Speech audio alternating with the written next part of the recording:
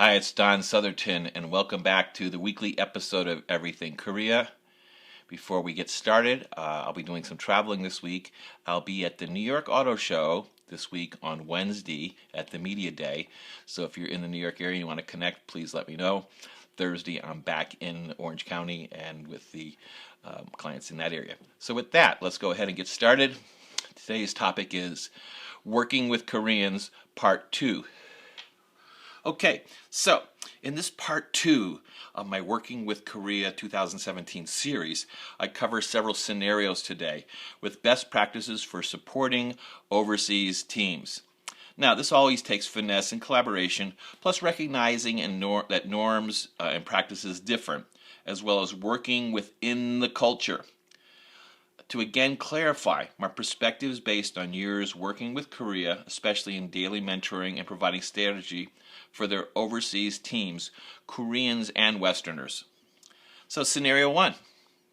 It's common for a Korean expat, frequently we call them coordinators, to directly request members of the local team to gather information or data for that operation. Now usually Korea has asked for the information and the coordinator is executing the request.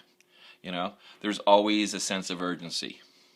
The challenge is the local department head may be circumvented, often unintentionally, and the request disrupts operations and designated priorities.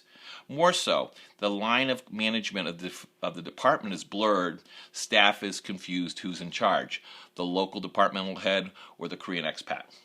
The workaround centers on an effective working relationship between the coordinator and that department head. An understanding must be reached that when requests from Korea or from senior Korean leadership at the local subsidiary, it's first brought to the departmental head, and they handle who will execute. Now, in particular, the local Western manager is more familiar with their team, individual workloads, any special situation, and skill sets. In fact, with a clear communication channel, the work will be performed with better results for the individuals tasked with the assignment and less stress for the coordinator who has asked for the data.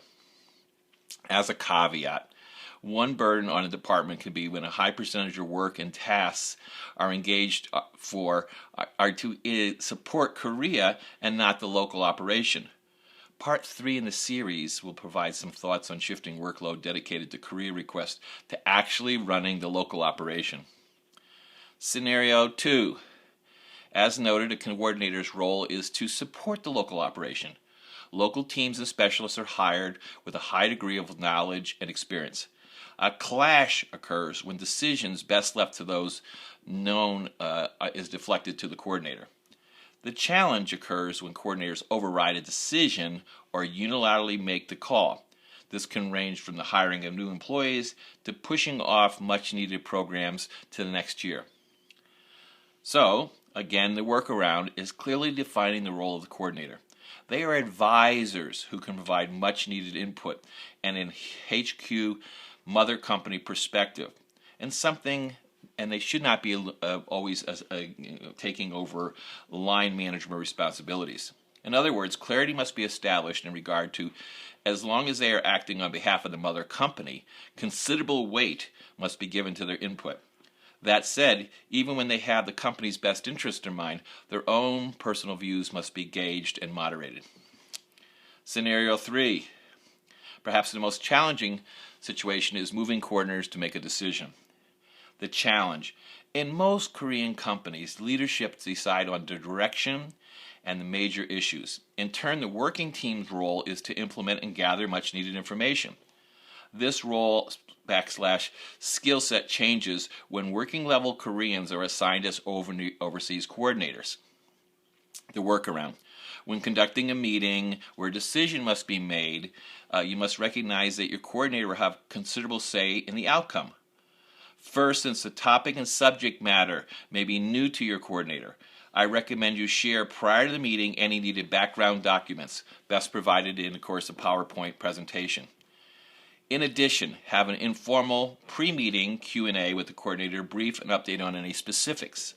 Note, they may need a day or two to review the proposals and agreements, so timing is always crucial. Even in the best case, it's expected the coordinator may want to postpone a decision until they have carefully reviewed and perhaps conferred with Korea. I suggest all documents and meetings be converted to PowerPoint and be immediately forwarded to the coordinator. I create a sense of urgency with a timeline for execution implication, but regardless, expect some delays and be patient. Over the years, I've found coordinators appreciate when the overseas coworkers recognize the internal approval process that takes time and be ready to offer as needed supportive data and documents. By the way, if you're a vendor and your firm provides services to a Korean-based partner, it's best to provide both the Western and the Korean teams with background information prior to any meeting. Moreover, be prepared to share the meeting's content in digital format afterwards with the Korean team too. Questions or comments? I'm always here to help. Take care. Until next time, this is Don Southerton wishing you all the best.